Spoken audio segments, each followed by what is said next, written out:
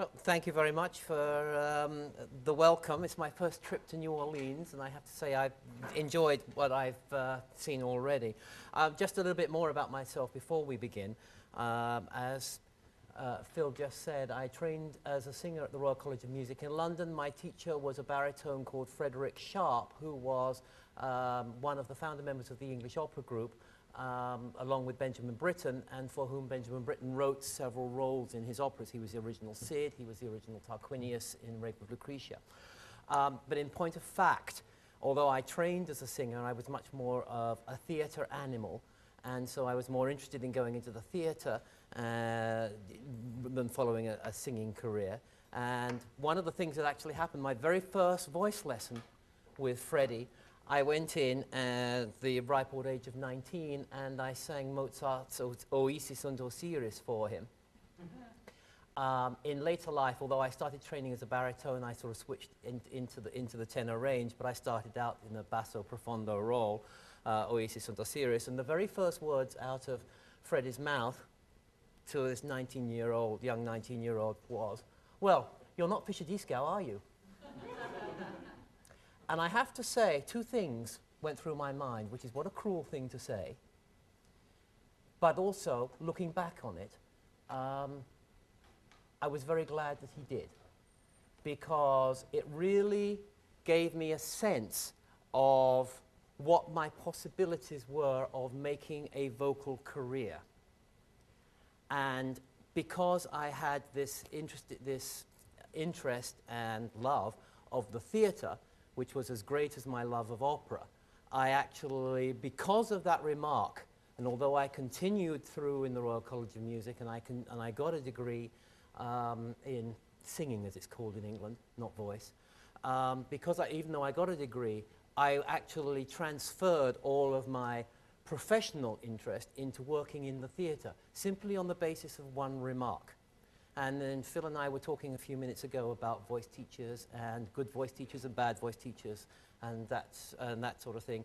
And a lot of my feelings about voice teachers, and we'll come back to that probably later during the afternoon, stem from that one remark, because I want to go back to my original thought, which was for a 19-year-old on his first or second day in college after leaving high school, to say something like that is completely deflating. I mean, now, there is the possibility that if I had listened to him, if I hadn't listened to him, I should say, and if I had continued trying to make a career in voice, in singing, I may not have made it to the Met. You know, but because I did listen to him and I moved my career path elsewhere, I finally did make it to the Met, although, albeit not as a singer. So it's the point I'm making here is that it behooves teachers and it behooves students to be very careful about what they say and how they say it, and also it behooves students to be very careful about the way they interpret what their teachers are saying. I don't think that Freddie at that point actually intended to make, I think he was just being flippant. Interestingly enough, some years ago, actually in the recent past, 15 years ago, after I had been at the Met, I've been at the Met for many years, I went to a gentleman called Richard Wojtak, who was one of the associate conductors on the Met staff, and very knowledgeable and musically and about voices. And I said, can we take half an hour, and I would like to sing for you. And I want to know whether or not the judgment that was passed when I was 19, whether or not 25 years, 30 years later, it was true. Do you think that if I had continued on the voice path, I could have made a career? And we sang a number of things over about half an hour, and I said, well, what do you think? And he said, well, he said you would never have made a solo career, but you probably would have made it into one of the professional choruses, and that you could have had a very good career and earned quite a bit of money in one of the professional opera choruses, especially in England. At the time I was there, they were all making all of those recordings in London in the 70s and the 80s. And it was very lucrative for singers who make who go into those choruses. So in some ways, I sort of felt that, you know, that single, literally one line on my very first voice lesson with one of England's best voice teachers was for me an absolute pivotal moment. And the reason I'm here, as Phil just said, was the fact that I'm here to judge the National Council, Metropolitan Opera National Council regional finals on Sunday. And I've been doing this now for about 10 or 11 years. And speaking as a judge, and I know that you'll agree with me, it is unbelievably difficult. It is so hard. And because you have 5 minutes to listen to an aria, or if you're listening to Großmächtige Prinzessin, 15, but you'd be surprised the number of people who try to sing it. And you can say, okay, can we have the last verse, please? But anyway, but the point about it is you have 5 minutes to judge a singer. And singers have 5 minutes to be judged. And when we were driving over in the car, and we were talking about the fact that it's very difficult to tell from those 5 minutes whether or not that student, whether or not that singer, whether or not that artist is able to maintain the quality that you are hearing in those 5 minutes across 5 hours, or if it's Wagner, or 3 hours if it's something else. And also you really can't tell, with so many other things going on, exactly what you are listening to because of the physical reaction that is going on to the fact that you are listening to in a competition, and you have made it so far in that competition, and that that will obviously, because your body is your instrument, is going to affect how you sound. I think that I'm here to tell you, and I suspect you've probably heard it from your teachers already, but because they're your teachers, you may not believe it, but as a complete outsider, I would say to you, we are absolutely, totally aware of that. One of the things that I always insist on doing before I judge any of these competitions is I like to meet all of the people we're going to hear beforehand, for 2 reasons. The first reason is, especially in some places where you're doing it in theatres, as opposed to concert halls, and the lights are out and there may or may not be an audience, it depends, but if there is an audience, you're in a darkened auditorium and the singers are singing on stage. And when you're singing on stage and you look out into that dark void and you know that somewhere out there are the judges, I like for the singers to actually be able to put a face on the people who are listening to them, so that they are not just singing into a void, because it's very, very important. And one of the things I remember from the master classes, and then if we have time I'll talk about those later, but one of the things I learned from a master class with a great Italian baritone called Tito Gobbi was that you sing for individuals. You don't sing for a group of people. And that the greatest singers actually go out there and they try and they sing, and the greatest actors will tell you this as well. They try to sing to individuals. They can't see you. But if you are in a theatre or a room with a great artist, and I'm sure it's happened to all of you, is that you get the sense that they are singing just for you. It happened to me very much, in fact, when I was at a concert in a stadium in Brussels for Frank Sinatra. And I've never forgotten this. And during the course of this show that Sinatra was doing in a stadium, in a football stadium in Brussels, the searchlight came, literally searchlight, all came down to a grand piano in the center of the room with a stool, and Sinatra sat on the stool, and there was he and the pianist, and he sang "Send in the Clowns." And I will swear to you that in that arena that could fill 40,000 people, he was singing it to me. I will believe that as long as I live. And that is exactly what an artist should try and achieve, which is one of the reasons why I like, as I'm judging for the for the singers to actually to be able to put faces so that they can actually have a sense of who it is that they are meeting. The other thing that I actually like to say when I meet the competitors beforehand is whatever a judge asks you, never assume anything from it. If we ask you to sing again, it doesn't mean anything. If we don't ask you to sing again, it doesn't mean anything.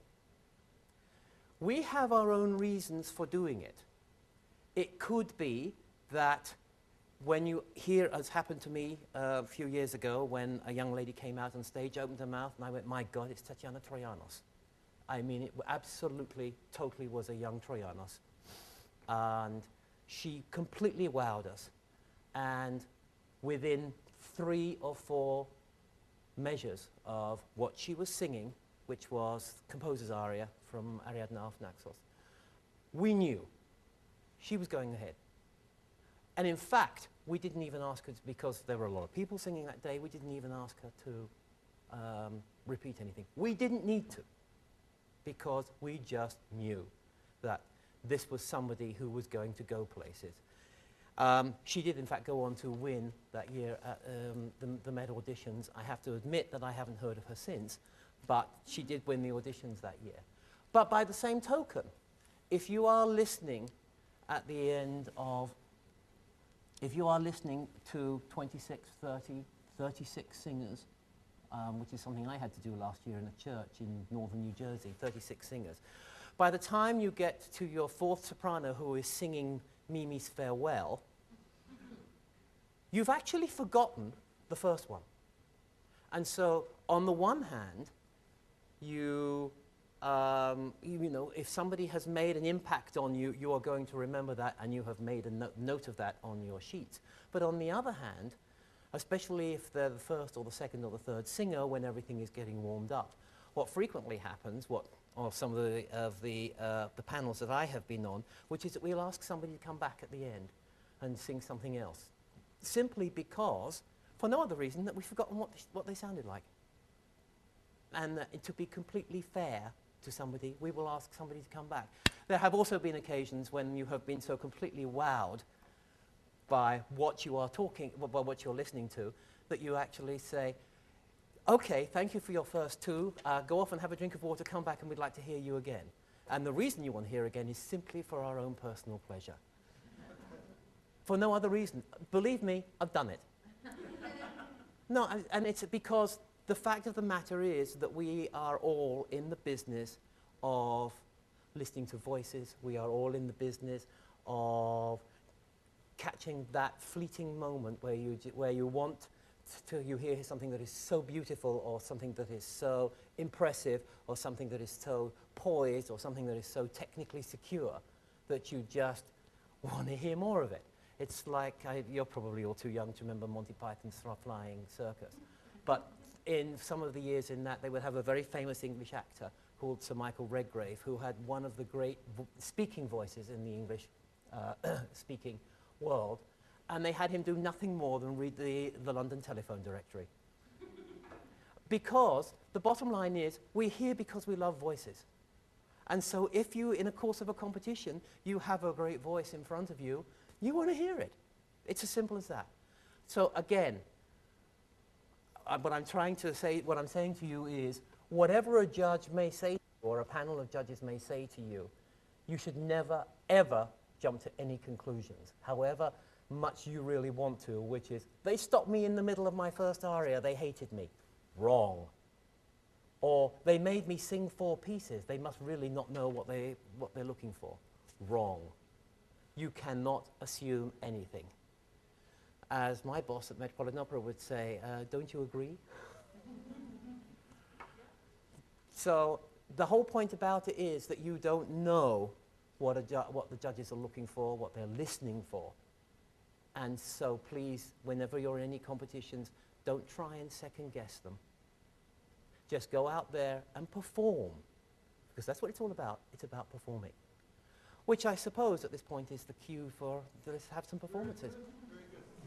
Hello, my name is Andre Corville, and I will sing Belle Hermione by Lully from Cadmus and Hermione.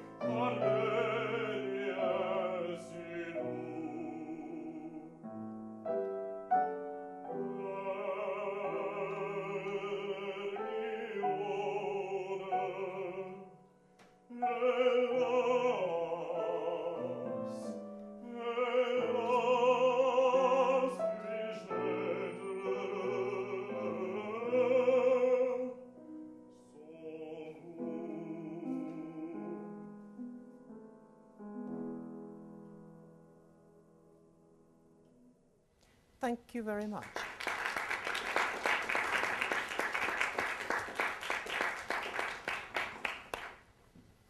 Okay, one of the things I just asked Phil was I noticed on the music it says modère and it's changed to long.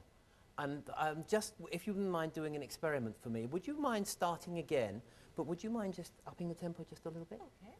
I'm not responsible for that. I wrote that 30 years ago. I haven't thought about that. No, just start again. And I'm going to stop you, so don't worry about anything. But I mean, just... Yeah. I ought to warn you, I've never heard this piece in my life. I tried to find the recording of it, and I couldn't, so... You don't have to play the whole intro, just give him, give him 4 measures, yeah. 4 measures? Yes, give him 4 measures. Yeah, start.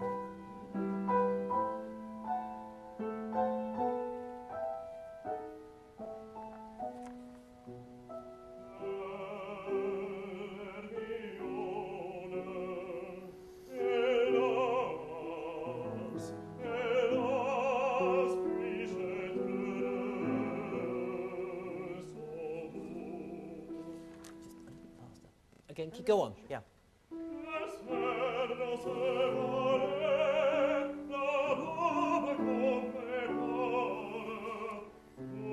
Okay, stop. Go back to the beginning again. Okay, and literally just come straight in where you are. But what I want you to do is to take a deep breath at the end of every clause. So, belle Hermione, breath. Hélas, breath. Hélas, puis-je être heureux, breath. Okay, I know that's not how you would phrase it, but just do that for a moment.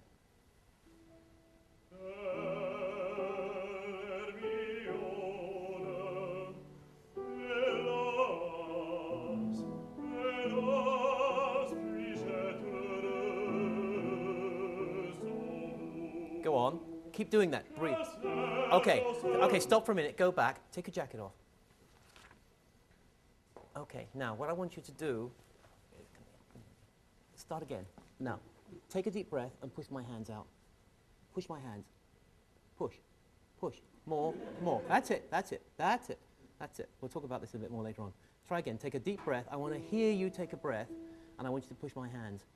That's better, that's it. Okay, now, what I want you to do is to start again, and I want you to keep pushing my hands out. All I want you to feel are my hands, and I want you to push. Okay, and take a deep breath, and can you try and stay with him so that, you know, if it's not musically quite correct, at the moment I just want to hear the breath.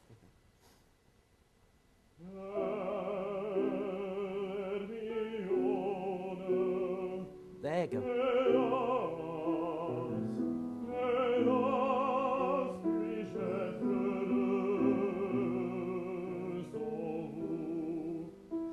Push.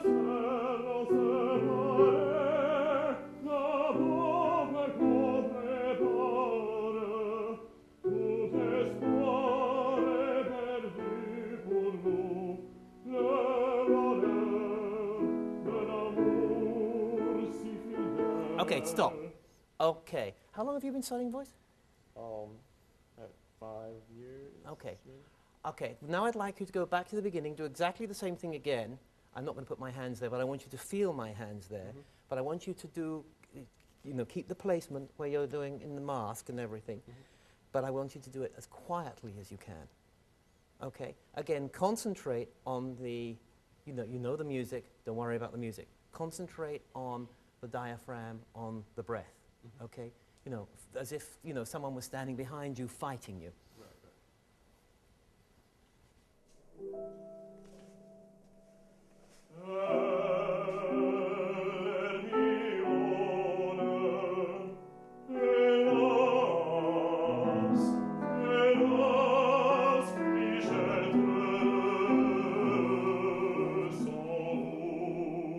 Okay, stop. But again, can you do it quieter than that?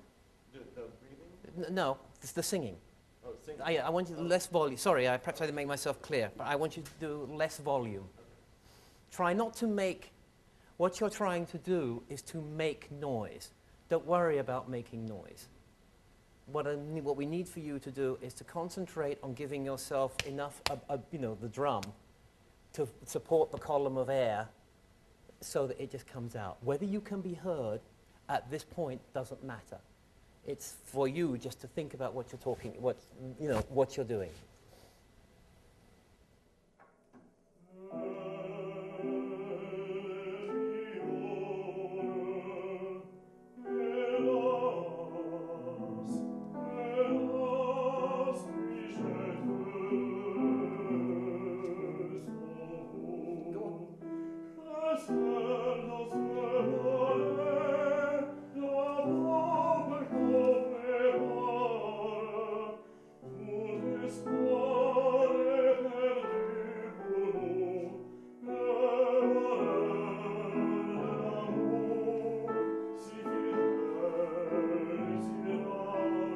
Okay, thank you very much. Did you feel any different from when you sang it the first time? Yeah. Okay, what did you feel? What did you think? Well, I'm concentrating so much on this, and I'm not really thinking about what I'm doing here. It's just a little freer, I think, some parts. Do you think that is a good or a bad thing? I mean, the fact that you're not concentrating on placement of the voice, but you're concentrating on the breathing. I mean, by that, what I mean is, do you feel that you are losing anything up here because you're concentrating on what's going on in your diaphragm? Okay, because I mean, that's the key to the whole thing, is, in singing, and in fact, one of the notes I've got for later on in the lecture, and I'm about to be very crude, so ladies, forgive me. Two things. First of all, one of my colleagues translated the autobiography of the great Swedish soprano Birgit Nilsson. And once when he asked her about, and this was arguably the vocal phenomenon of the 20th century. It was, and we can talk about this later, it was one of the most incredible voices as a voice that you have ever heard. But when he said to her, well, how do you create that sound that literally can drown out a symphony orchestra? And she says, oh, well, you sing from here and you sing from here. The problem is thinking about both things at the same time. And the other thing is that one of the great lessons that I learned actually came very early in my Met career. I've been working at the Met now since 1979, so I literally was at the end of the great singers, at the end of their career. And I remember hearing Pavarotti actually say that for him, the act of singing was, and again, forgive me ladies, the act of singing was like taking a shit. He said, and if you are constipated, it is better. Because what he was talking about was the way he supported that voice. The trick is, and this is what you do for voice lessons, I mean, it's the learning to sing is a sporting event. I mean, it is your body, as with any great sportsman, your body is your instrument. Your body is what you use, and you have to get to know what your body can and what it can't do. The other part of it is, like the great sportsman, it is also an art. But what you have to do is, it's great voice lessons and great voice teachers. A good voice teacher will actually help you create balances. It's a balance between what is the physical requirements of creating the noise and the artistic intent and the artistic outcome of that.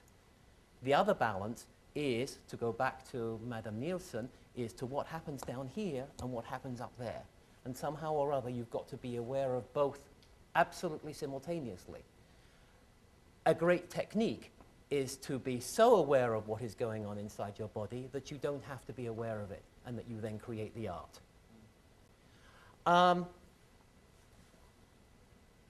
I want you just to tell me, forget the music, I want you to say the words of this aria one after the other. Just say them in French. Belle Hermione, hélas, puis-je être heureux sans vous, que sert dans ce palais la pompe que je prépare. Tout espoir est perdu pour nous, le bonheur d'un amour si fidèle et si rare, jusque entre les dieux à trouver des jaloux. Okay. And what does it mean? Means beautiful Hermione, lass. Can I look at it? Yes, of course. Can I be happy without you? What serves in the pomp that I prepared in this? Okay, fine. Okay, come back. At this point, what I'd like to do now is exactly the opposite of what I've just done. Is I'd like you to sing it just a little bit slower than you were originally, and I don't care about where you breathe. Okay, this is just an exercise. I don't care about where you breathe, but I would like you to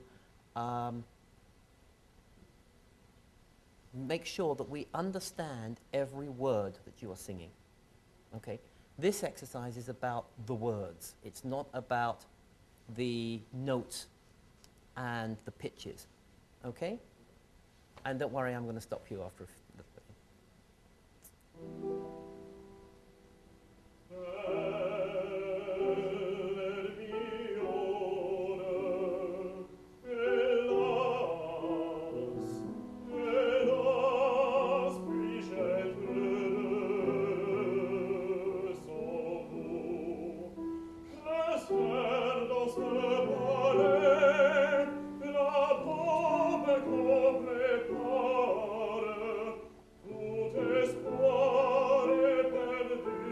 Okay, thank you. Am I right in thinking that he's actually more understandable now than he was? What are you doing now that you didn't do the last 3 times that you sang it?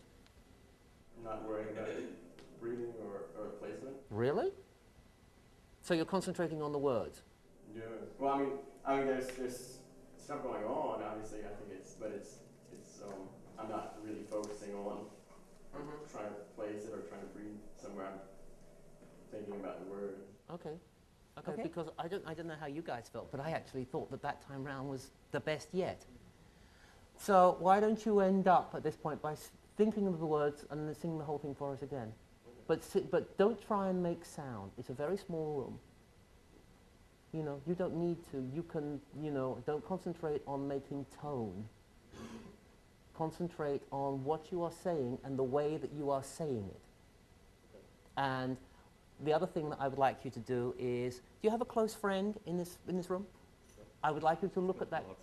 A close friend. No, I'm talking about a particularly close personal friend. I want you to actually look at that close personal friend, and I want you to tell them what is going on in this aria. Okay? Personalize it. Okay? And they can't understand you unless you make damn sure that they understand what you're saying. Okay?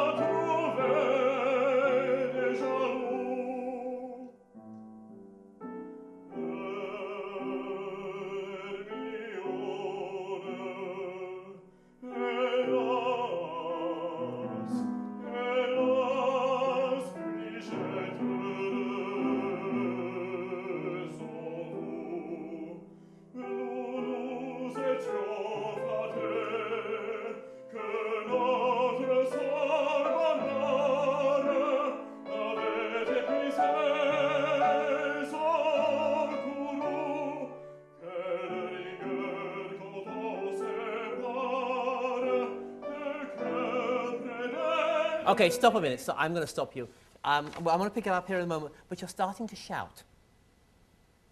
And I don't know whether that's because as you're going higher up, it's harder for you to maintain. That is what I suspect is going on here. This is high. It is high, yes. High. It's high.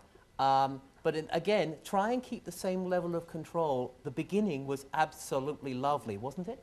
I mean, it really was.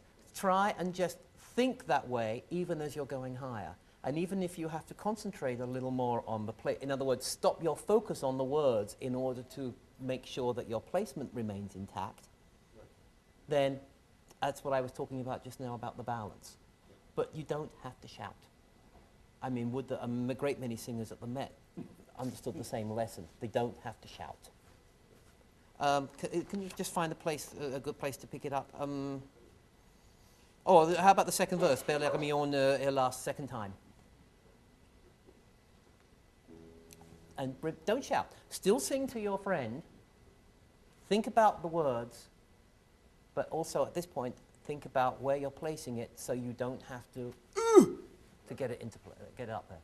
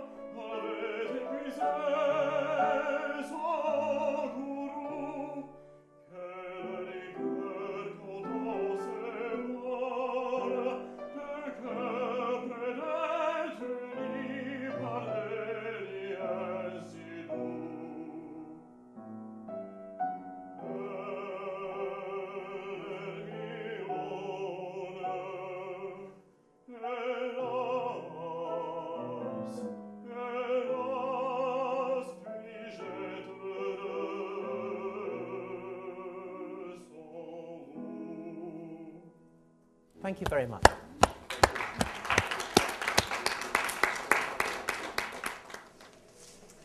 Hello, my name is Christo, and today I will be singing Una Donna Quindici from Così fan tutte.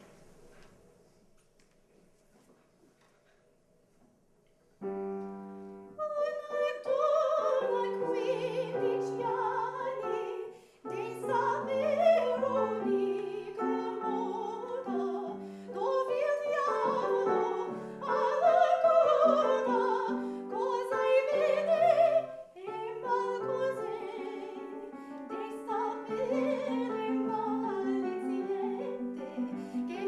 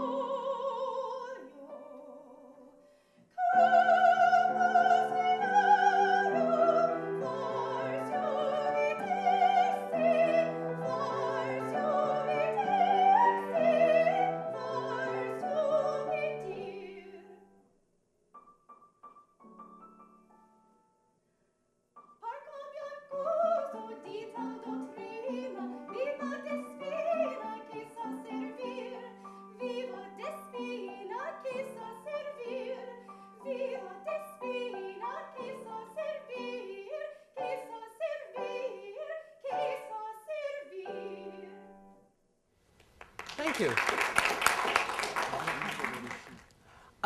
Do you like chocolate? Do I like chocolate? Do you like chocolate? I love chocolate. What has that got to do with this aria? Oh, I see. Nothing. Actually, you're wrong. In 18th century Naples, it was illegal for servants to drink chocolate. Chocolate, drinking chocolate was the drink of the aristocracy. And in the, did you just study the aria or have you looked at the whole role, Despinetta? Pretty much the aria, but I have looked into the role. Okay, well, in fact, because the very first time that we see her, she is bringing hot chocolate in for Dorabella and Fiordaligi. And the very first time we see her, one of the things that she is doing is taking a drink of this illegal hot chocolate, for which, you know, 200 years later, you can substitute marijuana, and, you know, and therefore you would end up in jail if you were caught.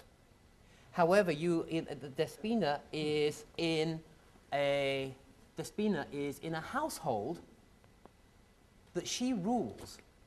She is the servant, but it's like Mrs. Bridges in Upstairs, Downstairs. She's actually she is the ruler of the house. She's allowed to do whatever she wants, including stealing illegal chocolate. And at the same time, okay, so what is this aria about? Well, she's basically telling that Dorabella and Fiordaligi that they should, you know, flirt with these Albanians. Okay, I want you to put it in one word, albeit hyphenated, but I want you to put it in one word. What is this aria about? Sex? Yes. The hyphenated part is sex education. You know, and it's very interesting because, in fact, in modern productions of Così fan tutte, this role is usually taken by much more, how do I say this nicely, much more experienced singers, and for which you can read older. There was a very famous production that just took place in Vienna where they had literally one of the great mezzo-sopranos called Agnes Balzer, who has to be about 62 or 63 now, played Despina. And this is the reason why. I mean, she's not, and she was actually a great mezzo, one of the world's great Carmens and Octavians and that sort of thing. And so, even though the music lies for what we might now call a soubrette, the intent behind it is much more knowing. It's much more educated in the ways of life. And that's what it's about. And then she's, you know, and at the very end of it, she sort of, what usually happens at the end of the aria is the Fiordaligi and Dorabella are so incensed at what they're hearing, at being told about sex by their servant, that they leave, which then brings you to the whole last section of the aria. You know, Viva Despina and all of that sort of thing. So what I'd like you to do is, why don't you start again? But what I'd like you to do is to think about that you are in the ladies' bathroom with a bunch of your friends, telling them about some of the guys. Okay? No, but that's what I want you to think about. You know, it's the girls together in a private place talking about what to do with the guys. Okay? And again, I'd like to go back to do what we just did with Andre as well. If you have some friends who are here, I want you to tell them. Okay? And don't worry, I'm going to stop you before you go too far.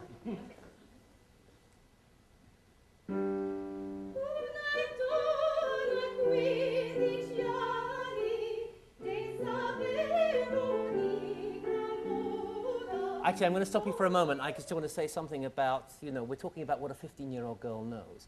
I have a 14-year-old at home, and I mean, you know, there's nothing that she doesn't know. She probably knows a damn sight more than her parents do. But that's, you know, that is what you're saying right here. Right. You know? So it's, you know, they know, they know everything. You know, that's what it's called, the title. What is the opera called? What is the opera in Italian? Which means? All women are like that? Yes, it means thus do all, but in the feminine. Yeah. Interestingly enough, when it was first performed in England, in the early 19th century, it was done in English, and it was given the title Tit for Tat.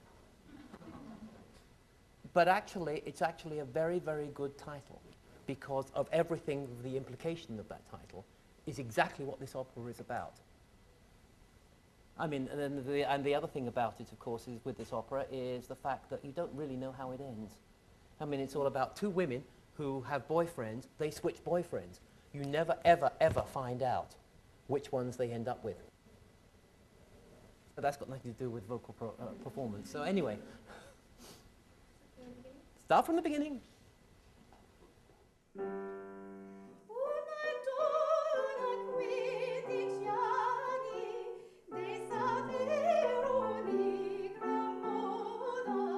Okay. Before we sing it, I'd like you just to say it. Again, but the same thing, I'd like you to perform it, act it out. What I'd like to do is I'd like to hear the words. I want to hear the actual words that you're saying.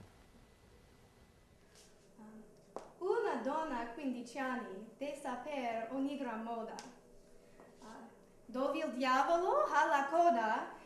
Okay, now, can you actually do that in the same place? Instead, what you're doing is you're speaking back here, further back in the throat. Okay. Can you just bring it forward so it trips off the tongue?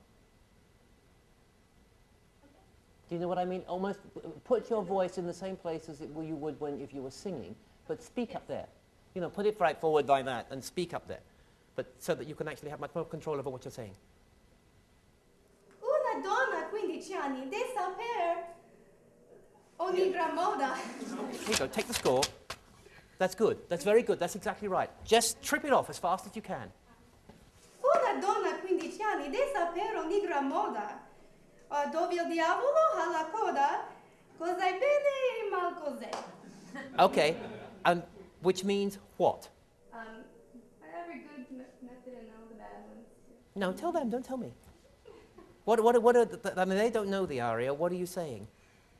I'm just saying that anybody would know all these things, and you know, they would know the bad guys from the good guys, and they should know every different way that they can get around them and then seduce them so that they're under their control. Okay, okay. Okay, you know what, let's go back. Now do that in Italian, but saying it. Una donna 15 anni, de saper ogni gran moda, dove il diavolo ha la coda, cos'è bene e mal cos'è, de saper le malizietta che innamora non li ha. Okay, that's very good. Now do it again. Now that you've got used to the sound of the words, do it again, and I would like you to do it slightly faster. Una donna 15 anni, de saper ogni gran moda, dove il diavolo ha la coda, cos'è bene e mal cos'è, de saper le malizietta che innamorano li ha. Okay, okay, stop for a minute. Okay, sing it. Just go straight into it. Sing it now, exactly the same way.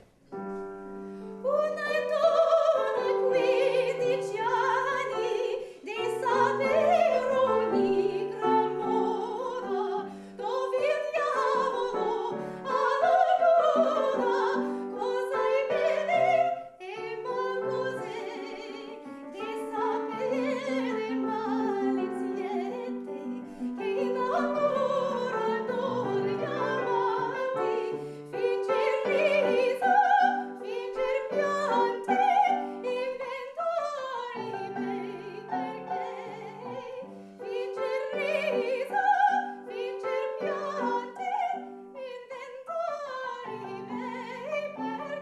Okay, thank you very much. Didn't you think that was better? Yes. And that's, so the lesson to be learnt from that is context. And I'm about to say something else that is very important for any of you who are entering competitions, which is, what is the line that you say immediately before the aria? Do you know it? Okay. The fact of the matter is that if you are going to sing anything, whether it's The Man of La Mancha or whether it's Wotan's Farewell, both of which James Morris has sung at the Metropolitan Opera, but anyway, if you're singing an aria out of context, then you have to go in knowing the context.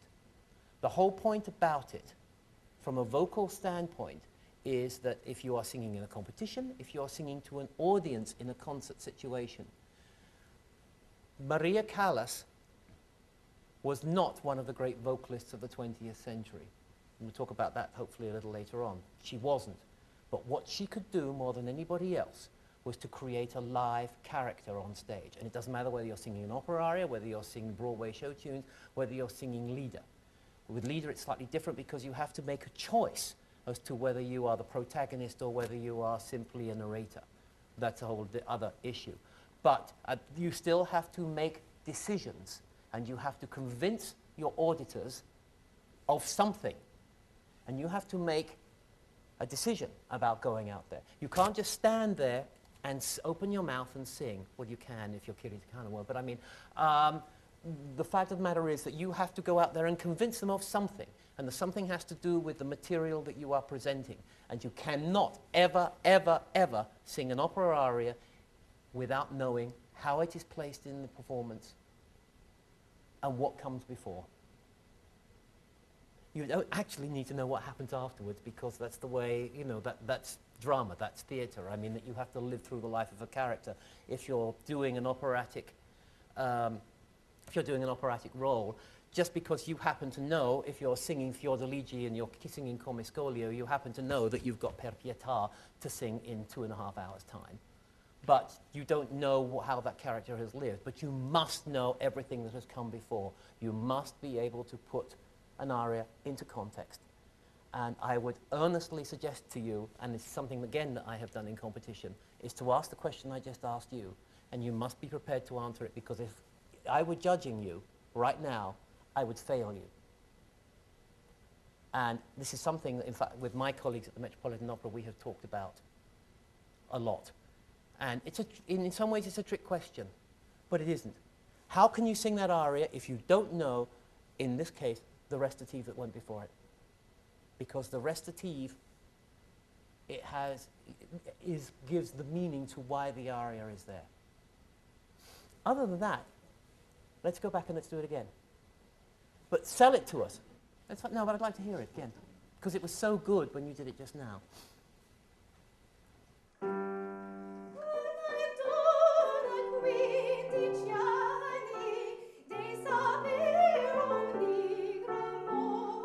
Okay, stop. Don't sing it. Tell us. And think of the Italian, and think of the Italian ladies, and think of the fact with their talking with their hands, and think of the whole character of an Italian.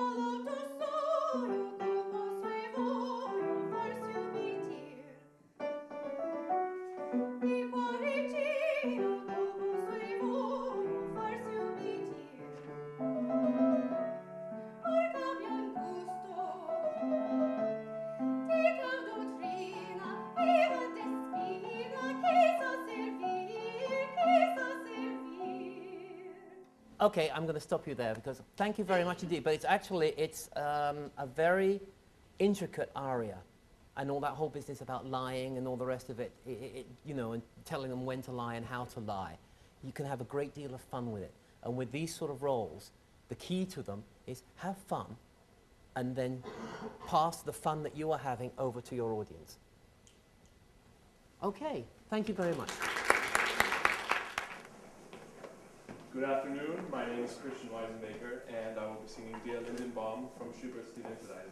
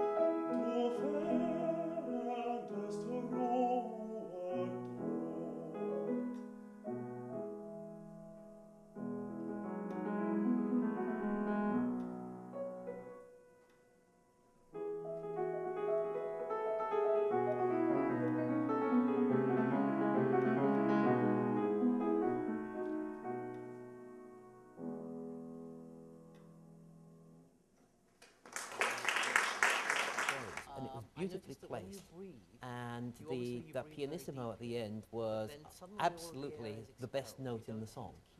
I'd like you to take that level and start the song again and sing So the can entire, you- you know, I want you to until I start stop again, you, which won't be and very I'd long like you into to it, I'm think sure. about that. At some point, when Try you and take a singing deep at that level. and we can see it. Do you understand what I'm saying? The I'm talking about the, keep it there. yes, I'm talking about the volume. Expel all the air immediately. I'm talking about the volume, but also somehow or other you keep need to your, maintain the physically intensity you're doing it. It's not that you quite had in that last phrase. Um, Just the transfer air that in to there down to the beginning of the song. until you get In to other the words, what I'm end of the actually phrase, asking you then to do is can to take the whole song actually- then down you a can couple of expel the air notches. and get fresh air in. That's the first thing. The second thing is the very last phrase, Du findest Ruhe dort. It was a beautiful phrase, and it was beautifully placed. And that pianissimo at the end was absolutely the best note in the song. I'd like you to take that level and start the song again and sing the entire, you know, until I stop you, which won't be very long into it, I'm sure. Try and singing it at that level. Do you understand what I'm saying? Level of singing or level of I'm talking about the, yes, I'm talking about the volume. I'm talking about the volume, but also somehow or other you need to maintain the intensity that you had in that last phrase. Just transfer that down to the beginning of the song. In other words, what I'm actually asking you to do is to take the whole song down a couple of notches.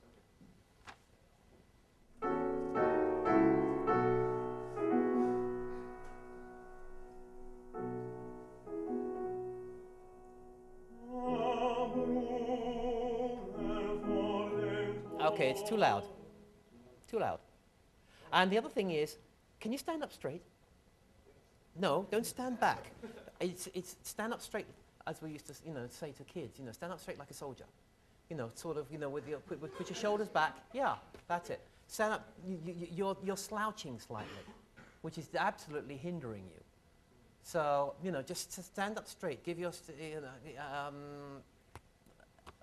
standing. No, don't overdo it. Don't overdo it, but just stand up naturally. As if you were in the army.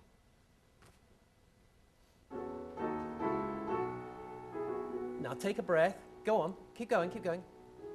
And keep the breath there so we can see it.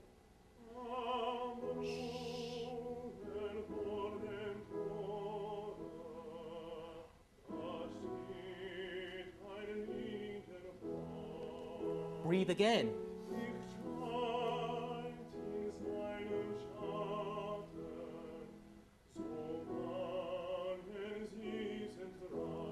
Excellent. That's very good. That's very good. Now, the next thing I'm going to ask you to do is, can you imagine as if your head were a large balloon? Yes. Okay. And I'm going to come. I'm going to come along with this. I'm going to come along to your balloon, and I'm going to pierce. I'm going right there. Okay. I'm going to take a pin, and I'm going to stick it right into your balloon right there. You're popping it? Yes. No, I'm not popping it. What is going to happen is all of the air will come out. Okay, and it'll make it'll sound like a fart. So you're going to, but it's coming out of your forehead. Okay. Okay, the reason I'm asking that is that your placement is good, but it's coming out a little too nasal. And so we've got to take it out of your nose and put it just a little bit further back. But try that as an image to see if you can get the sound out of your nose.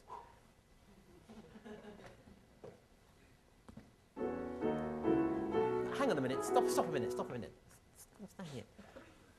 Okay. Okay, there we go. Sit.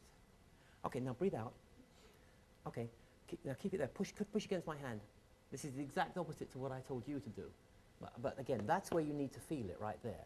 Okay. Okay, so in that case, what I want you to do is now push against my, take a breath, push against my hand, and breathe out there. Okay.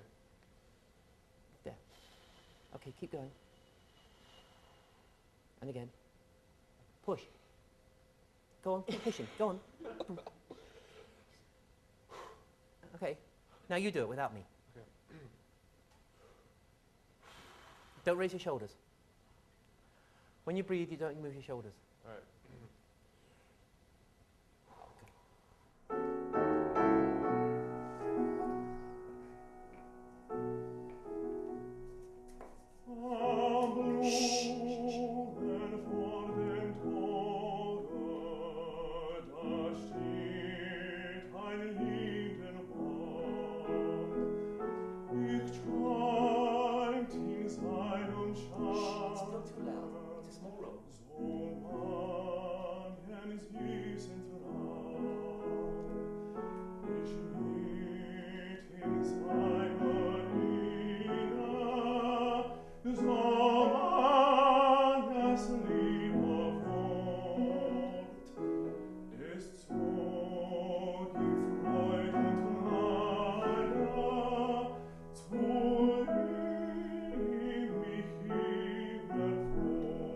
Okay, stop a minute.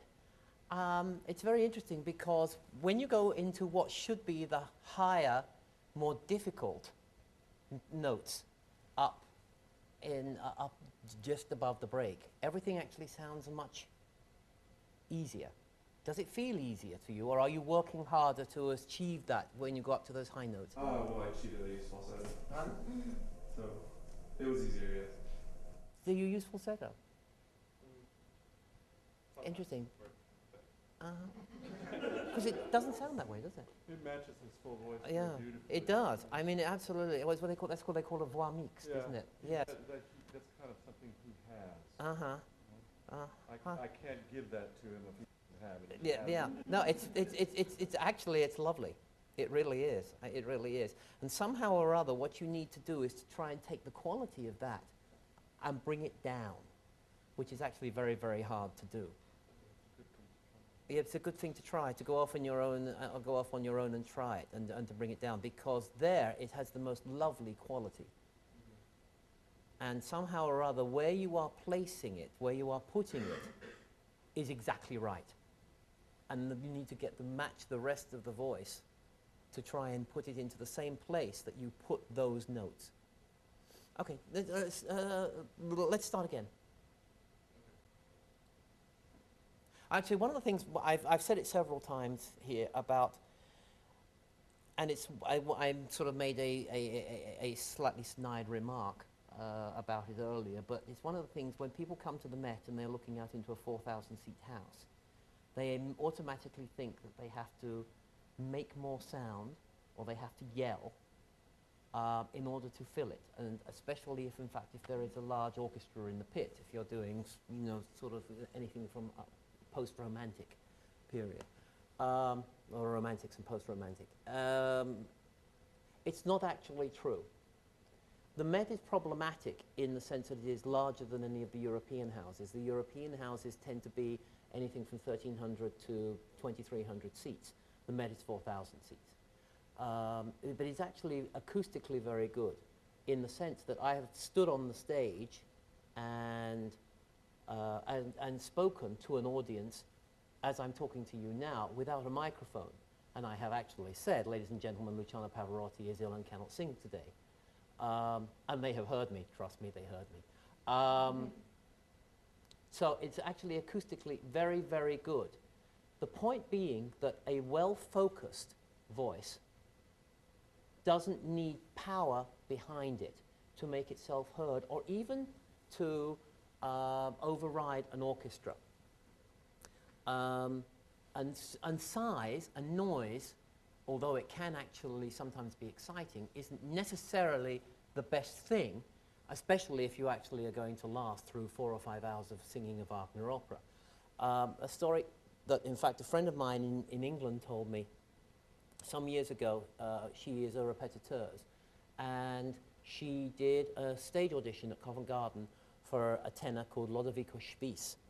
And she worked with him in the studio beforehand, and he completely drowned her out. I mean, she couldn't hear the piano she was playing because he was so loud. They went onto the stage, he sang, she said it was a beautiful, big, ringing voice. I mean, the tenor of your dreams. And then she spoke to some of her friends in the music staff who were out front, and she said, so what was he like? That was so exciting. What was he like? And they said, well, it was very good. It's a shame the voice isn't big enough for this house. 2,400 seats, Covent Garden. At which point Mary thought, oh God, and this evening I have a coaching session with Birgit Nielsen. Anyway, that evening came and she was in Colin Davis's room at Covent Garden, and Nielsen was there, and they were coaching on Wagner's Wesendonck-Lieder, which they were preparing for a recording. And what happened was that they got a note came from Colin Davis saying that he was going to be delayed, but they should start working. So there she was in this room with what was arguably, what was known as the biggest voice in the world at that point. And she said, she started playing, Nielsen started singing. And she said it was fine. She just stood there and she opened her mouth and, and everything was in place and it was fine. After she'd been singing for a few minutes, there came a knock on the door. And they opened the door, and it was one of the stage managers for the Royal Ballet, which was performing at Covent Garden that night. And he put his head round the door and he said, excuse me, but would you mind keeping it down a bit? You can be heard in the auditorium. The point about it is what one of my colleagues at the Met calls the sing slot. That once you have found the place for your voice to go and where focus and support meet, and it's there, and you can hear it in all of the greatest singers, it could just go on, and it travels. And it doesn't actually need to be loud as long as it is focused. And if it is focused, it will A, cut through the largest orchestra, and B, it will reach the farthest voices, or the farthest reaches of the auditorium. There are big voices. Jessie Norman was it was a humongous voice. And standing onto the stage next to her, I remember during an Ariadne of Naxos rehearsal standing next to her while she was singing, and I could hear the voice coming back to me. It was so huge as it was bouncing off the back wall of the Met. When you stood next to one of the really incredibly well-focused voices, Pavarotti, Nielsen, some of the coloratura sopranos, I'm thinking specifically of one called Edamosa, you weren't aware of any sound going on around you. It was like standing next to somebody who was talking. But, again, I remember being at Covent Garden for a performance of Turandot with Nielsen, and I was sitting up in the gods and all the rest of it. And when she reached the high Cs towards the end of the second act, all you could hear, or in fact all you could feel, was this high C, this note, and the building going whoom, whoom, whoom. You could see the chorus singing, you could see the orchestra playing, but I am not exaggerating, you could not hear them, because all you could hear was this incredible high C. I mean, all right, right about Nielsen? I've experienced that with her. Yes, with Nielsen. It was the most remarkable sound. But if you're standing next to her, it was not much louder than I am now. So it's not about making noise. You don't need to make noise in order to make yourself heard. We've just had a very good example of that. There is a famous Russian baritone called Dmitry Vorostovsky, who is actually singing now at the Met in Eugene Onegin. He recently sang in the Verdi repertory Rodrigo and Don Carlo. He, to my mind, it's one of the best schooled voices of our time. He has an absolutely superb technique, but the minute he comes into the theatre like the Met, he tends to oversing. He feels, because it's not a very big voice, that he has to fill it. And so he tries to fill it. Last Saturday afternoon, we did a live telecast on one of these HD things you may have read about of Eugene Onegin around the world. Dima actually had the sense not to sing for the house, but to sing for the microphones. And so he didn't oversing. He didn't try and fill the Met. He sang for the microphones, which were about 8 feet in front of where he was standing, or 10 feet, or whatever. I was actually sitting in the back of the house when it was doing it, and it was gorgeous. It was technically, it's a beautiful baritone voice. He's a great technician. He wasn't pushing, and you just wallowed in the sound of this voice because he wasn't trying to fill the house. And that's what I would say to all of you. Don't try and make noise. If you study with your teachers and you learn placement and you learn support, you won't need to do it. It'll take care of itself. Enough of the lecture, go on. Go back. Get to the first verse, and you don't have to. Oh, you know the other thing I'd like you to do? I'd like you to sit down. Okay, sit down. Sit right the way back. Okay, put your, no. I mean, sit back in the chair. That's it. Sit back in the chair. Yeah. No. Sit. No. No. Push your butt all the way back. That's it. Now sit up. There you go. Okay. Now try. And shh. Don't move your shoulders when you breathe. Wasting energy.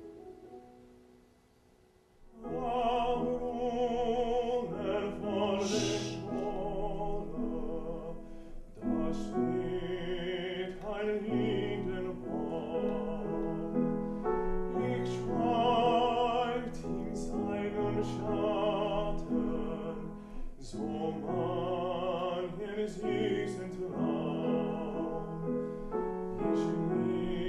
Okay, do you know what the song is about? Okay.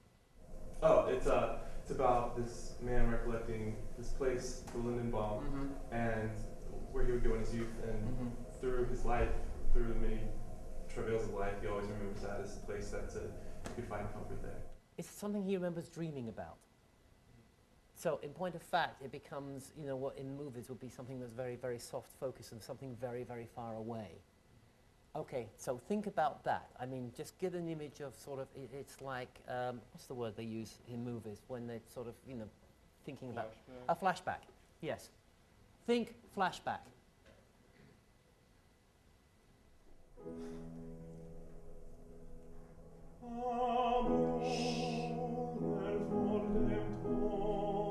Breathe.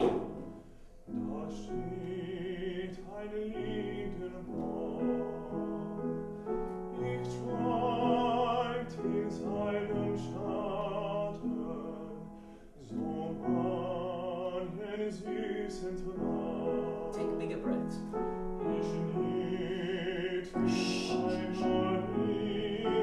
Quieter.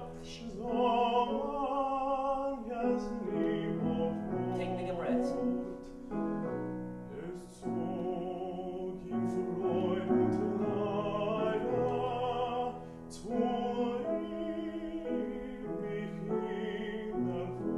Okay, I want you to do the last phrase again.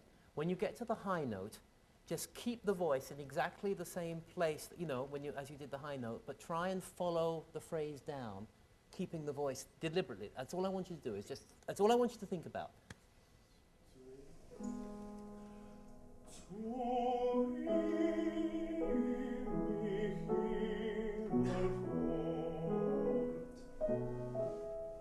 Okay, what do you think? Do you notice the difference? Do you notice the difference? Yeah. Okay, well, thank you very much. One of the things that I do want to say is, as you can see, what I'm talking about here is, I want to go back to Madame Nielsen, you know, and not quite so crudely say, the most important thing about singing is down here. The other person who would actually say that was arguably one of the greatest technical singers of the 20th century, who was a Spanish soprano called Montserrat Caballé, who could actually float high notes for 2 or 3 minutes without taking a breath. It's all about breath control. And the other thing about it is, and one of the things that I never learned early enough, was the fact that you need more breath, and it is harder to sing softly than it is to sing loudly. Because if you sing loudly, you can actually, as I was saying earlier, you can just shout or you can yell.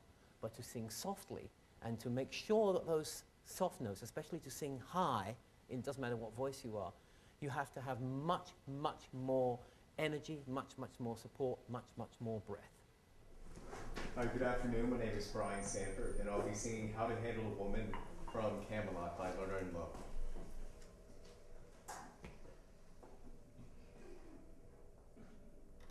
You swore that you had taught me everything from A to Z, with nary an omission in between. Well, I shall tell you what, you obviously forgot, that's how a ruler rules a queen.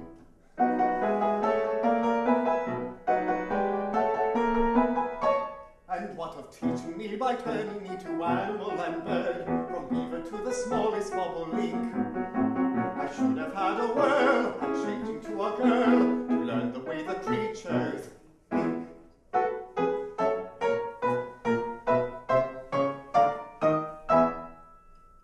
But was in there a night on a summer long gone by? We passed a couple wrangling away, and did I not say, Merlin, what if a child were I? And did he not give counsel and say, what was it now, my mind's a woe? Oh yes, by Jove, now I recall.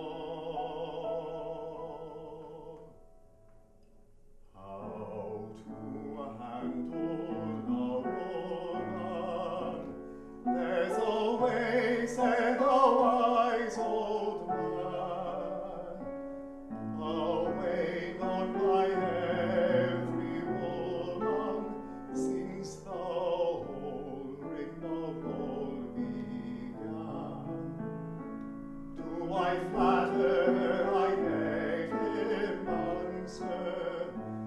Do I threaten or cajole or plead? Do I good or plain a gay romancer? Said he smiling, no indeed. How to handle a woman? Mark me well, I will tell you, sir. The way to handle a woman is to love her, really love her,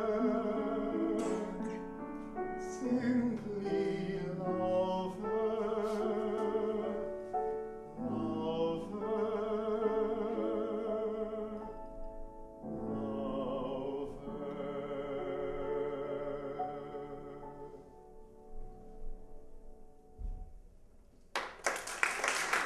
Go back to the beginning, do the verse, but I want you to do it without the music. Okay. Just tell us, talk to us. You swore that you would No, taught me no, no, everything. no, no, no, no. Okay, no. I didn't say that. I said talk to us. Don't perform, talk to us. You swore that you had taught me everything. No, no, no. Even the way your body is doing it. Just talk to us. As if you were talking normally.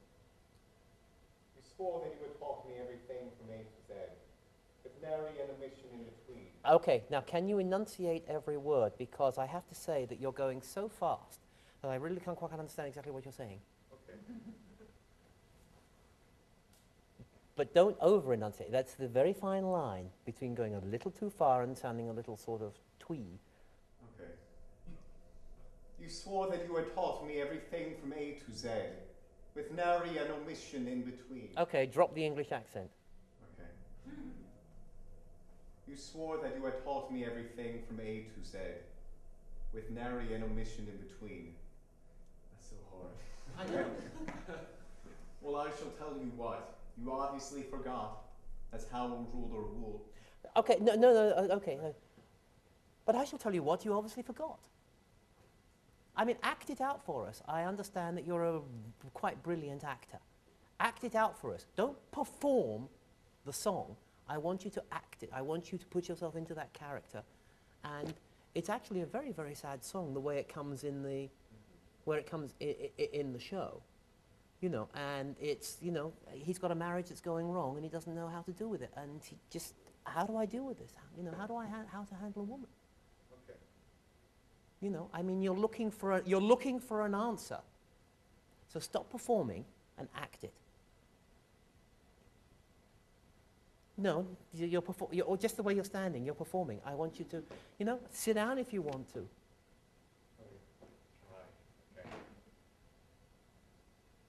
I tell you what, go and sit in that chair right there. Sit in that chair right there.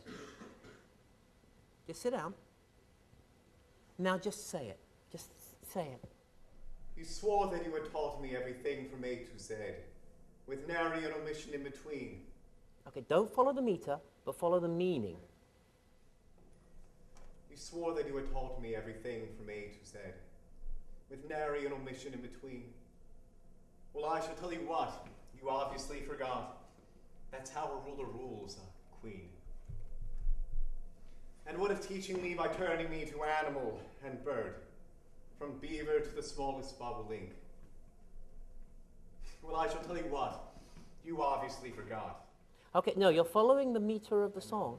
Yeah, try not to. Do you have the music? Here. No, it's okay. Here. Don't follow the musical meter. Okay. Okay, I'm Merlin, or the memory of Merlin. Just talk to me. You swore that you had taught me everything from A to Z, with nary an omission in between. Well, I shall tell you what, you obviously forgot.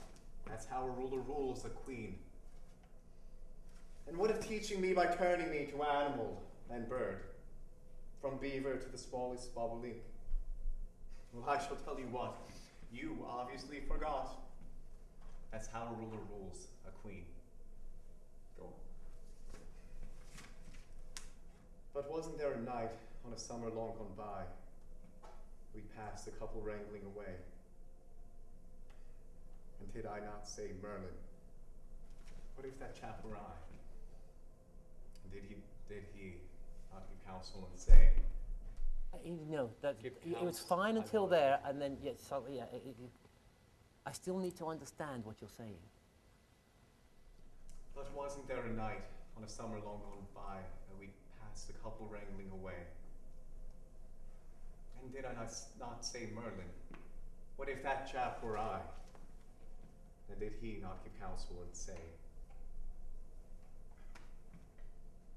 Okay, don't worry. Okay, Oh, no, actually, I was the next line. yeah, no, okay, no. The point I'm making here is this is actually very important for all of you, especially if you are learning and singing recitatives to go with arias, is to do exactly what we're doing now. I mean, you have to, in opera seria, from which the recitatives come, the plot line is developed through the recitatives, and then the arias become the expression of the emotion that come at the heightened point of the plot that has been reached by the recitatives. So the recitative is very, very important. And so what you should do is, and it doesn't matter what language you're doing it in, whether it's English, or whether it's Italian, whether it's French, whether it's German, you need to be able to sit down and you need to be able to get into the character of the person to do exactly what Brian is doing right now. So, and it doesn't matter the nature or the style of the piece. It's still very important that you do this. I'd like you to come in, I'd like you to do it again. I want you to do it exactly the same way. Okay, are we speaking now or are we speaking? At this point, I want you to speak it, but I want you to play the music under him while he's speaking it. Okay. I know, Rex Harrison style.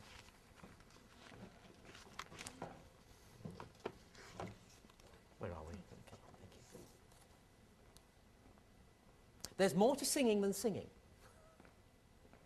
That's the point of this. Go on.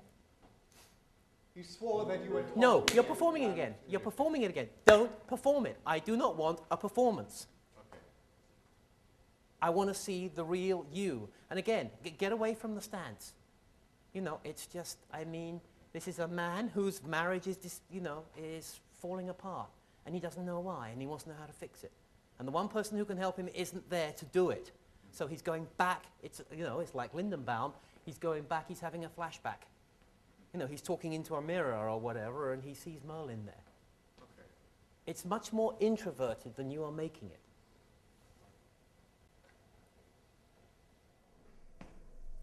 You swore that you had taught me everything from A to Z, with nary an omission in between. Well, I shall tell you what, you obviously forgot, as how the ruler rules a queen.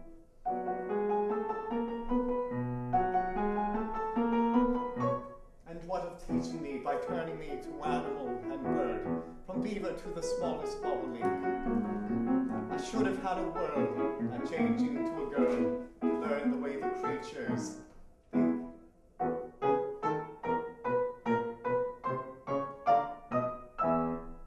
But wasn't there a night, on a summer long gone by, we passed a couple wrangling away? And did I not say, Merlin, what if that chap were I? And did he not give counsel and say, what was it now? My mind's a wall. Oh yes, by Jove, now I recall. Okay, I'd like you to do it again. That was better, but you were still going into performance mode a little bit. I don't want you, and that you're getting away from, there's another step beyond this, but I want you to pull all the way back. Okay, and the other thing is that rhythmically, you're doing some things that aren't quite in the music. Okay, so you want me to keep them I'd like you to be a little more accurate. more accurate? Okay. Yeah. I wasn't even trying for that. Yeah. Okay. No, because you're trying to act it, and the thing about it is you're trying to be slightly different to make it what you think is more interesting. And, composers wrote what composers wrote. So why don't you try it? But this time I'd like you to do it, and I want you to sing it. Okay. Okay? Again, the whole point about this is accuracy. which is when you're learning a recitative, you learn the notes and you sing the notes, but then you throw the book away and you just do it as, you know, as naturalistically as you can. Once you have got the inflections of doing it naturalistically, then you can then go back to what is to the written note and try and put the two things together, which is the absolute accuracy and fidelity to the composer together with what you have learned dramatically about the context. You swore that you had taught me everything from A to Z, with nary an omission in between. Well, I shall tell you what, you obviously forgot, that's how a ruler rules a queen.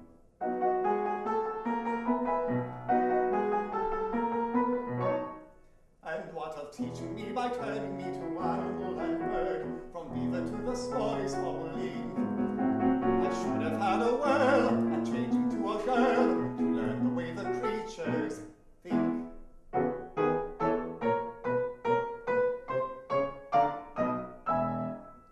But wasn't there a night on a summer long gone by?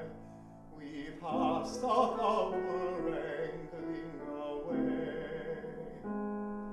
and did I not say, Merlin, what if a child were I? And did he not give counsel and say, what was it now? My mind's a wall. Oh yes, by Jove, now I recall how to handle. Okay, is there a reason that you didn't breathe between the end of the verse going into the chorus? No particular reason besides I felt like doing that. Because you could go either way. You could either, you should take a breath, and there's bigger breath so that you can take the arc of the phrase. On the other hand, and now that I recall how to handle a woman, you could do it, that becomes an artistic decision.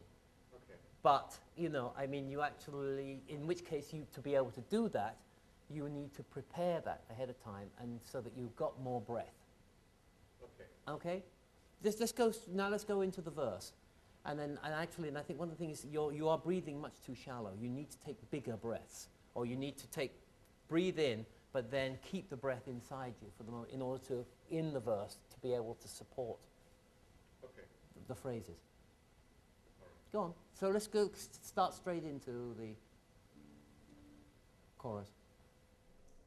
How to handle a woman. Okay, the word is woman. It's not womb man, which is what you're singing. Okay. It says, how to handle a woman. Okay, and if you want to pull it out, you can, but you need to inflect it correctly so it actually sounds like real English, whether it's American English or British English, doesn't matter. But to use to be correct about the word. Try again. How to handle a woman. That's it. There's a way, said the wise old man.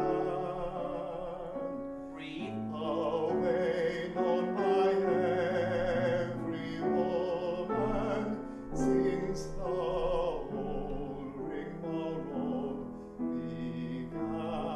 Okay. Do you need to take the breath in to break up the phrase like that? I didn't need to. I was just Okay. on the next Okay, start again and try and think of the arc of the song. And again, this is a different exercise from what I was doing earlier with the other guys, actually. And you've got to think about the big arc, and to give yourself enough of a cushion so that you can make sense of the line, of the musical line. Okay. Okay. How to handle a woman. There's always a wise old man. A way known by every woman since the whole rigmarole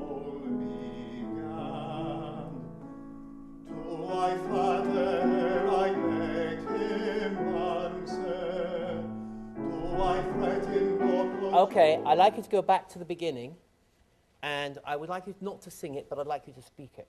Okay. At the beginning of the chorus, yes. As Richard Burton did. I have to say, I'm old enough to have actually seen Richard Burton do this on the stage.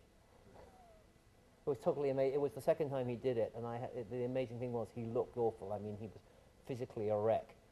So you just went there and you shut your eyes and you listened to that voice doing this role, and it was amazing. Wish you couldn't watch him. Go on. How to handle a woman. No, with the music. Oh, with the music. With the music, yeah.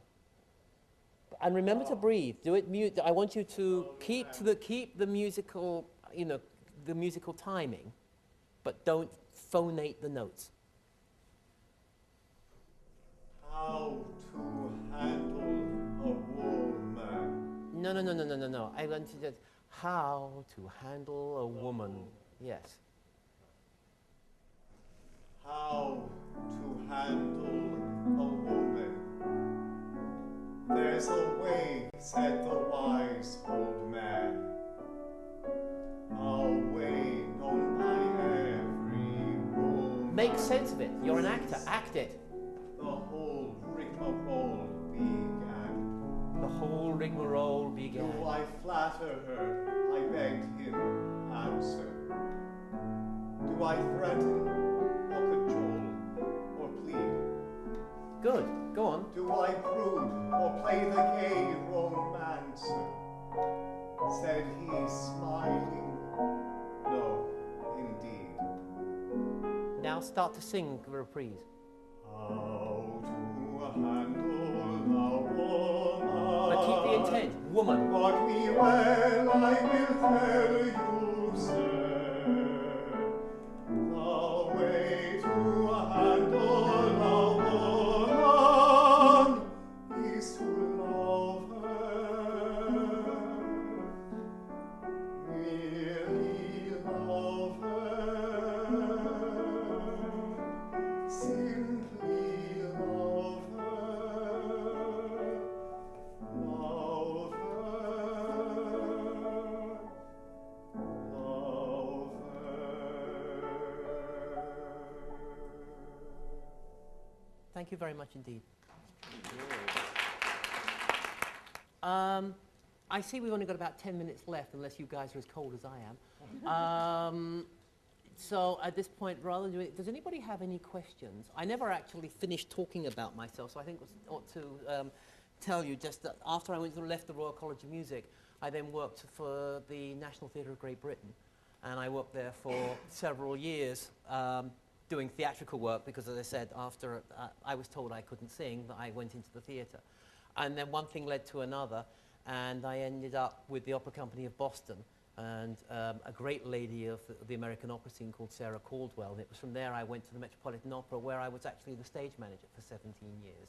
So if you watch any of those videos, you'll probably see my name go by as the stage manager, things like The Ring and some of those shows. And then 10 years ago, as Phil mentioned, I became the company manager, so now I organize the rehearsals for everybody else. But in the meantime, I've actually done a lot of directing, both in England and also in New York, of shows, musicals, as well as I've directed less opera because opera became my job and theatre became my hobby. And that's what happens when you go into music. Somehow the thing that you love most becomes the job, and so you find other things to while away the time away from the job. But anyway, does anybody have, the last few minutes, does anybody have any questions? Yes, Brian. Is there anything more that you can say about singers and things that they did to be successful with the Metropolitan and to be invited back? To be invited back, that's you have to be a hit with the audience. You know what? It is actually, as strange as it may seem, on a case-by-case basis, in the sense that if an artist has something that the management or the audience need or want, then that artist is invited back, whether it's an ability in roles that are very difficult to cast, whether it's beauty of voice, whether it's ability to fill the hall. There's no general rule. The simple fact of the matter is that the thing about it is that everybody is unique. And then somehow or other you have to get all these unique people together, and you put them together and you literally, in some cases, just throw them onto the stage. And it is, I'm afraid, even now still true that you have singers going on the stage who've never met each other. We try not to do that, but it does occasionally happen. The thing about it is that and it's one of the things that I had to I've gone full circle in my career, in the sense that when I started working, what I wanted more than anything else was to be at Covent Garden. I wanted to work at Covent Garden, the Royal Opera, because that's what I knew, that's where I grew up. But although it's nice to have that as a goal, that sort of thing as a goal, it's like Forrest Whitaker the other night going up and saying about when he was growing up in East Texas, and in the backseat of his, the family car watching movies, who would have thought that he would have been winning an Oscar? It's nice to have that as a dream, but it really is the old story of that, the longest journey starts with a single footstep. And you have to work very hard on the single footsteps, and you go where they take you. And it may just be that you have a voice that, for singers, you have a voice that that mitigates against you singing in the big house. Or you may have, you may be a baritone who has the opportunity to go and work in musical theatre as a tenor, because Broadway tenors tend to be high baritones rather than real operatic tenors. If that's, and I hate to be really pragmatic about this, but on the other hand, if that's what's going to pay the rent, then that's what you're going to do. And who knows where it's going to lead? I'm reading a fabulous book at the moment, which I highly recommend to everybody who is a voice student and thinks about a singing career, and that's the autobiography of Marnie Nixon. And Marnie Nixon is the lady who, she was one of the founder members of the Roger Wagner Chorale, and along with another lady called Marilyn Horne. And she ended up being the singing voice of Audrey Hepburn in My Fair Lady, Deborah Carr in The King and I, Natalie Wood in West Side Story, and a number of other things. She had quite a major career as well. I mean, she sang, as she says in her book, she would sing Lacme's Bells song at the drop of a hat for anybody who asked. But her career took her elsewhere, and she became sort of mildly well-known instead of very well-known, but a lot of of great art would not have happened without her. She's 70-something and she's still singing. Oh, yes, absolutely. Yes, absolutely. So the point about, although it's nice to have a dream, and to pursue that dream, at the same time, the dream is made up of, what offers do I have now, and where can I go, and how am I going to pay the rent? Anybody else? Okay. Let you go. Thank you so much. Yes, thank you very much indeed.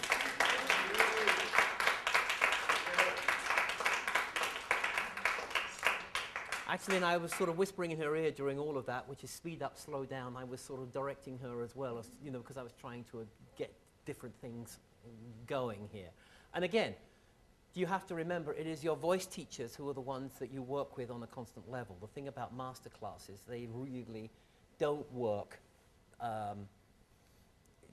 All we can do is just show you something that may be something different, a different point of view. Hopefully it is a supportive different point of view for what you are learning in the studio with your regular voice teachers. But, with any Masterclass, you can't get out of it something that is sort of, earth-shattering, or something that is going to change your life. And I hope that for the four of you that sang, that you don't feel that I said to you, well, you're not Dietrich Fischer-Dieskau, are you?